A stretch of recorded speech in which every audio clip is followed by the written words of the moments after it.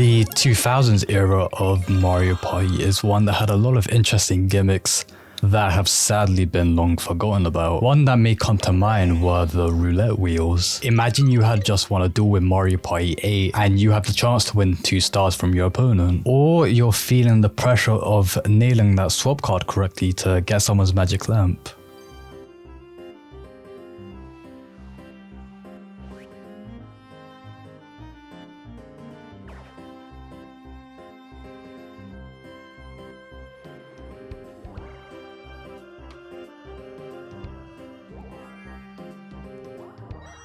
It's an element of the series that is unfortunately no longer present as much in the modern era, as the boards are mostly just littered with these lucky spaces that have no elements of strategy aside from the RNG codes being in your favor. And although it does help in the process of making a game unpredictable, I like my parties where I could be more thoughtful and strategic with what I want out of my turns. Most people wouldn't really care to see the difference, but if you're a good enough player in these games, you can actually time the roulette wheels to land on basically whatever you want, and all you really need is some basic concentration. For example, if I wanted to use my warp pipe to swap with a very specific person on the board, all I'd need to do is press the A button around or near the same frame that the hand is around 225 degrees from who I want. In other words, I press the A button when the hand is one space ahead of the person I want, and I can reliably land on that person basically every time. But it's not something that you could just do without thinking about first. It's something that demands a bit of your concentration, and you'll be rewarded for putting in a bit more effort than the average player. You can also apply a similar logic in Mario Party 8 with the dartboard. You just have to throw your dart around 8 o'clock and you'll hit your desired reward almost every time. It's almost like you're playing another duel right after, because if you mess up, the whole duel was basically pointless and you've just thrown away your entire duel candy.